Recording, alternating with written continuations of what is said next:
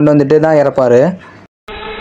Next இந்த ஒரு 7th பிளேஸ்ல இருக்குது தேர்ட் ஹோகாகேவான சருட்டோபி தான். ஏன்னா இவர் இன்னும் சில பேர் பார்த்தீங்கன்னா வீக்கஸ்டான ஹோகாகேன்னு சொல்லிட்டு இருக்கீங்க. கிடையவே கிடையாது. ஏன்னா தலைவன் பார்த்தீங்கன்னா 5 சக்கர நெச்சரமே கற்றுக்கிட்டு வச்சிருப்பாரு. அப்படி இருக்கும்போது ஒரு நாள் திருட்டுத்தனமா உள்ள வந்து அவரோட முன்னாள் மாணவன் உரோச்சிமாருக்கு எதிராக தான் அந்த ஒரு ஃபைட் நடந்திருக்கும். நம்ம உரோச்சிமாரையும் சும்மா சொல்ல முடியாது. ஏன்னா ஃபர்ஸ்ட் அண்ட் செகண்ட் ஹோகாகேவை ரீஅனிமேஷன் மூலமா கொண்டு வந்திருப்பாரு. நம்ம சருட்டோபி பார்த்தீங்கன்னா அவரோட முடிஞ்ச அளவுமே பார்த்தீங்கன்னா போராடி இருப்பாரு. நெக்ஸ்ட் ரீப்பர் டெட் சீல்னு தடை செய்யப்பட்ட ஒரு ஜுட்ஸோ யூஸ் பண்ணுவாரு. அந்த ஒரு ஜுட்ஸோ யூஸ் பண்ணனால வந்து பார்த்தீங்கன்னா நம்ம சருட்டோபி இறந்துமே போவாரு. இவர் இறந்தப்ப அந்த கோனஹமாரு அழுகுறதெல்லாம் பார்க்கும்போது இன்னும் கொஞ்சம் ஃபீலாக இருக்கும். அதனால தான் இந்த ஒரு பிளேஸ்ல நான் வச்சிருக்கேன்.